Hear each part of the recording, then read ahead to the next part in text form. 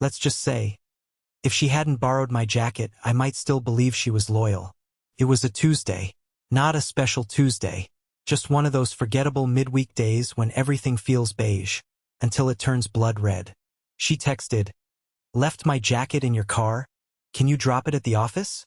Simple. I pull up, toss the jacket in a bag, and head up the stairs of her boutique marketing agency. I'd been there maybe 3 times before. Never thought I'd end up standing in the hallway outside the women's restroom, holding her jacket like it was radioactive. Because as I passed the break room, I heard her laugh. Not a laugh. The laugh. The one she used to make when we first met. Playful. Intimate. A little too breathy. I stopped. My hand literally froze on the doorframe. Something in my chest whispered, "Don't look. Don't look." I looked. There she was, sitting on the edge of the kitchen counter, legs swinging, smiling, lipstick perfect, red, the one she only wore on our anniversaries. And the guy, he wasn't even trying to hide it, leaning in, his hand on the microwave, pretending to talk about coffee, while his eyes undressed her completely. I stood there, like an idiot, like a man holding a jacket while watching his marriage unzip itself in real time. She saw me, froze, blinked once. I didn't scream. I didn't charge in. I walked up, handed her the jacket, looked at the guy and said, "You've got something on your lip. Might be hers." Then I left. But that was only the start. Because what I did next, that's where the story really begins. I didn't go home right after that. I drove for maybe an hour with no destination.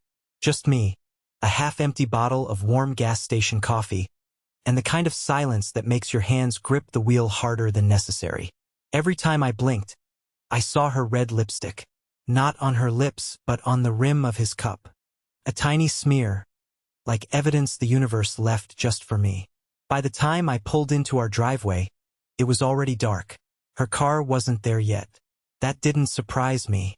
What surprised me was how calm I felt. No yelling inside my skull. No wild rush of betrayal boiling my chest. Just a sort of numb calculation. The kind of stillness people mistake for forgiveness until it starts moving. I unlocked the door, fed our dog, and sat down in the kitchen with her iPad. I didn't plan to snoop, but I also didn't stop myself. You ever get so tired of doubt that you just want confirmation? Even if it kills you? The passcode was still my birthday. That almost made me laugh. There weren't nudes. No dramatic screenshots. Just a stream of messages with someone saved as Ice Cube Elliot. And that was somehow worse. Because it wasn't scandalous. It was familiar. Inside jokes. Spotify links. A photo of the burger she and I had once shared on a road trip. Now captioned, "This place was way better with you." I sat there reading for 15 minutes. Then I put the iPad down, poured myself a glass of wine, and stared at the wall. When she came home, I was already at the sink, washing the glass like nothing had happened. She walked in, kissed me on the cheek, and mumbled something about a busy afternoon. I didn't respond. I just smiled. She didn't notice that smile. Not the way I meant it. And in that moment, I knew exactly what I was going to do. Not out of revenge. Not out of rage. But out of the same quiet, surgical numbness she'd been using on me for months. Tomorrow night we had dinner plans with her friends. And I was going to make sure she remembered every second of it. Dinner was at Marin's place, her best friend, or at least the one she complained about the least. I hadn't seen the whole group in a while. Tessa always said I was quiet around her friends. Truth is, I used to keep it polite, reserved. I didn't like being the spectacle in the room. But this time, I didn't want to blend in. Before we left the house, I changed shirts 3 times. Picked the one she always used to compliment. The navy one with sleeves she said made my shoulders look less tragic. She didn't comment this time. Just sprayed perfume on her wrists without a word. Grabbed her purse and called out, "Ready?" We got to Marin's place around 7. Everyone was already on their second glass of wine. Music humming low in the background. Laughter bouncing off the walls. Tessa instantly vanished into the kitchen with her girlfriends, leaving me in the living room with a guy named Lucas and another couple I'd never met. I played nice, but my eyes never really left the hallway where she disappeared. 10 minutes in, I heard it again. The laugh. Hers. But this time it came out high-pitched, forced, like she was trying to bury something under it. When she came out of the kitchen, she was holding a wine bottle in one hand and her phone in the other. She put the bottle on the table. The phone. She slid into her purse. I noticed. Her friends were friendly, flirty even. I wasn't trying to escalate anything. I just stopped filtering myself. I looked them in the eyes longer, laughed a little louder. When Marin joked that she missed my smug little smirk, I let it linger. When Simone touched my forearm while asking about our trip to Denver, I didn't move away. That's when I felt it. Eyes on me. Not everyone noticed, but I did. Tessa had gone silent. She wasn't laughing now. Her smile was tight, her wine glass untouched. I waited, let the tension breathe. And when dessert was served, I leaned into Marin's ear and said something just loud enough for Tessa to hear. "You still make the best damn cherry pie." It was true, and innocent. But the way Tessa looked at me, you'd think I'd just handed Marin a hotel key. On the way home, she didn't speak. She just sat in the passenger seat, arms folded, jaw tense. When we pulled into the driveway, she finally said it. "So, that's how it is now?" I didn't look at her. I just killed the engine and replied, "Now you know how it feels." She didn't slam the door, but the silence she left behind when she got out felt like the end of something, and the start of something else. The next morning, she acted like nothing happened. She made coffee, toasted bread, even asked if I wanted almond or peanut butter like we were still playing house.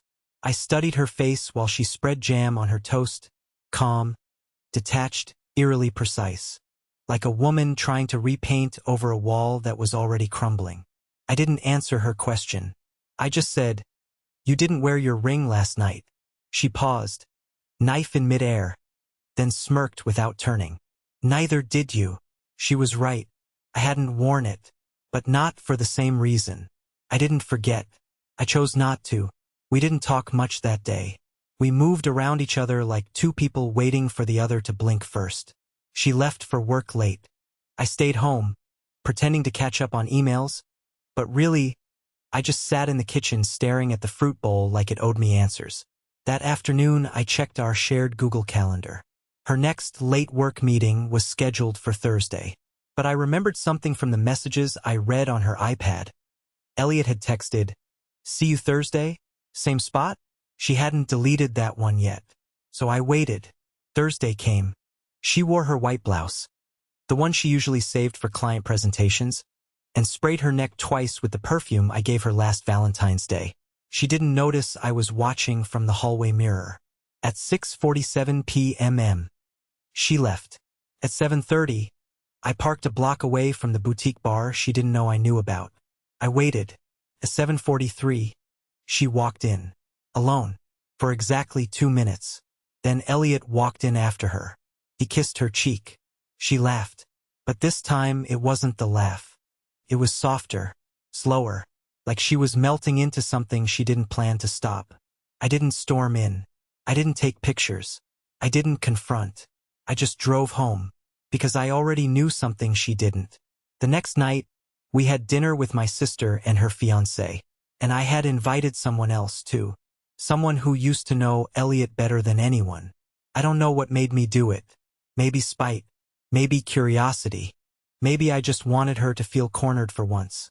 Not because I wanted revenge, but because I wanted the truth to speak for itself without me having to scream. Dinner was at my sister Ivy's place. Nothing formal. Pasta, candles, her fiancé grilling steak outside. Tessa had always gotten along with them, mostly because she knew how to charm people. She could walk into a room full of strangers and leave with everyone asking about her skincare routine and her Spotify playlist. But charm only works if everyone's playing along. I had texted someone earlier that day, someone Tessa would never expect to see again. Her name was Marlo. She used to date Elliot for 3 years, and she had no idea he was seeing my wife now until I sent her a screenshot. She didn't yell. She didn't type in all caps. She simply replied, "Tell me where to be and what time." So when we arrived at Ivy's house, and Tessa was halfway through a glass of wine, relaxed, smiling, pretending Thursday night never happened, the doorbell rang. I didn't move to answer it. Ivy opened the door, confused, thinking it was a neighbor. But when Marlowe stepped in, dressed sharp, expression unreadable, something in the air shifted instantly. Tessa's jaw tensed before she even turned. "Marlowe?" she said, voice higher than normal. Marlowe smiled like she'd rehearsed it. Long time. Nobody knew what was happening yet. Not Ivy, not her fiancé, just me, and Tessa, and Marlowe. The silence around the table lasted just long enough to feel like a detonation. "I ran into Colin earlier," Marlowe said casually, taking a seat across from Tessa. "We had a lot to catch up on. He told me about Elliot." Tessa blinked once, twice. No denial. Just a single inhale through her nose, the kind you take right before a car crash. I didn't look at her. I poured myself some wine and said, "I figured the guest list could use a little honesty." My sister looked between us like she'd been dropped in the middle of a play without a script. Tessa didn't speak for the rest of the meal. She barely touched her food. She just sat there, hands in her lap, eyes distant, like someone trying to mentally walk backward through every decision they ever made. And that night, on the drive home, she finally cracked. "You planned that?" she asked, her voice low, sharp. I didn't flinch. No. I gave the truth a seat at the table. What it did after that wasn't up to me. She didn't respond, but I saw her hands trembling. She wasn't angry. She was afraid. Not of me, but of what was coming next. And the worst part? I hadn't even told her everything I knew yet. The silence between us after that dinner became its own language. We weren't fighting, not exactly. But the air was thick with unsaid things. The kind of silence where you both know the conversation's coming, but neither of you is ready for how ugly it's going to get. 3 days passed. She barely looked at me. When she did, her eyes weren't angry anymore. They were calculating, like she was trying to figure out how much I knew and how long I'd been pretending not to. She didn't ask about Marlowe again. She didn't apologize. She just started locking her phone, changing her passwords, quietly dismantling every point of access I used to have. But she was too late, because the truth wasn't just in her texts or the lipstick on that coffee cup. It was buried in places she forgot to cover. Places like the bank. She handled most of our finances. Not because I couldn't, but because she liked control. Every month she'd send me summaries, spreadsheets, budgets color-coded like a high school project. I never questioned them. Until now. I logged into our shared account. Nothing screamed affair at first glance. Everything looked clean. Too clean. But then I opened the transaction history. I filtered by locations. Restaurants. Hotels. Ride shares. A few payments to a florist in a part of town we never visit. A few Uber charges at strange hours, often just minutes apart from each other. One to a bar downtown, followed by another 5 minutes later, to a hotel 2 blocks away. The name of the hotel made my stomach twist. The same one where we spent our 5th anniversary. She had taken Elliot there. I didn't confront her right away. I copied the charges, screen-grabbed the receipts, and printed them out. I sat with them for hours, not sure what to do. Every time I thought about calling her out, I imagined her lying again. Her calm tone, her dismissive shrug, her talent for making me feel dramatic. So instead, I left them in her car. She always left her gym bag in the back seat.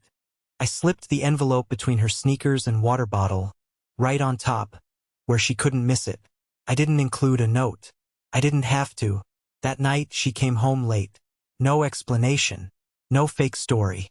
She just walked into the kitchen, looked at me and said, "You went through my private accounts?" I said nothing. She repeated the question, louder this time, like volume would suddenly make it more valid.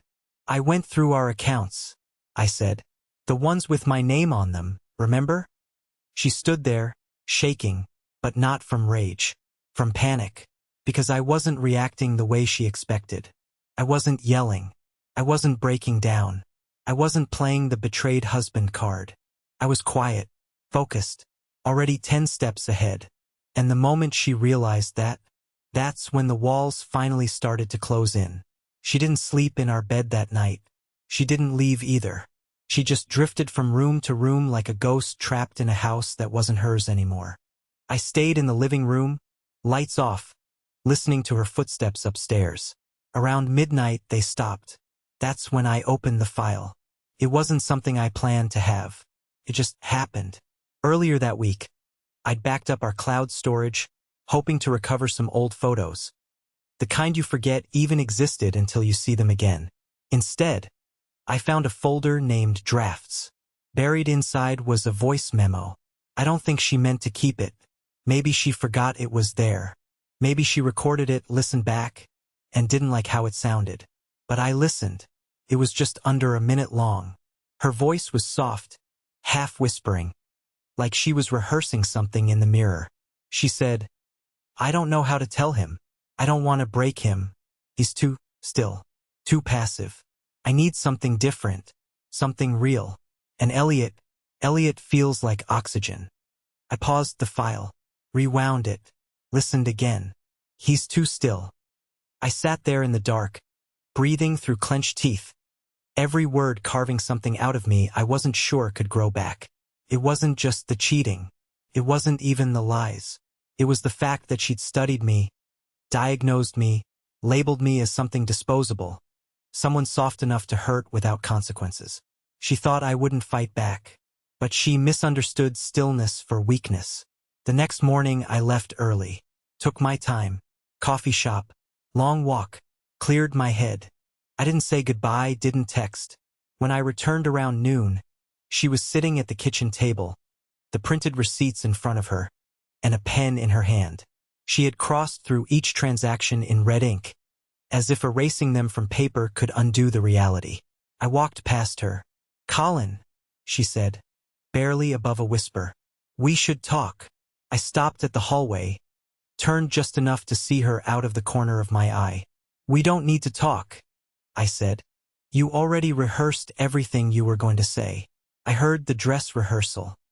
Her eyes went wide, then closed slowly, like she knew exactly which file I'd found. I didn't wait for a reply. I went upstairs, packed a bag, and left. Not forever. Not yet. But enough for the silence to start feeling like closure instead of punishment. And as I shut the door behind me, I realized something terrifying. I wasn't sad anymore. I was free. But the story wasn't over yet. Because I hadn't told her what I'd done next. And when she found out, her entire world would snap. Took me 2 weeks to feel human again. Not happy. Not healed. Just a functional. I moved into a short-term rental across town. Quiet place, beige walls, bad Wi-Fi. But it gave me room to breathe. And for the first time in months, I started sleeping through the night. She didn't reach out. Not at first. Maybe she thought I'd come back on my own. Maybe she was too proud to admit how deeply she'd messed everything up. But when the silence stretched past the point of comfort, I finally got the message I'd been waiting for. Not a long confession. Not a desperate apology. Just a single line. "Can we talk somewhere neutral?" I agreed. Not because I wanted her back, but because I needed to hear myself say out loud that I didn't. We met at the park where we used to walk our dog. She was already sitting when I got there, fidgeting with her necklace like she used to do before dentist appointments or difficult phone calls. She didn't cry. She didn't beg. She just said, "I didn't expect you to leave." I smiled. Not cruelly. Not smugly. Just honestly. "I know. That's the problem." She nodded. I could see it in her eyes. The regret, the shame, the full weight of what she'd thrown away. But I wasn't there to punish her. I'd already done that by letting her live in the reality she created. "I'm not here to fight," I told her. "And I'm not here to fix it. I just wanted to tell you that I'm okay. And you will be too." She blinked fast, like that hurt more than anything else I could have said. We talked for 20 minutes. Civil. Strange. Final. And when I stood up to leave, she said something I didn't expect. "You're not who I thought you were." I turned back. "I know. And neither were you." I walked away. That was 6 months ago. Since then, I've rebuilt. I travel more. I smile easier. I even joined a cycling group, something she used to tease me for wanting to try. And last week, I met someone at a bookstore. We talked for an hour and didn't once mention our pasts. It was just two people, discovering each other, moment by moment. So yeah, this story started with betrayal. But it didn't end in bitterness. It ended in freedom.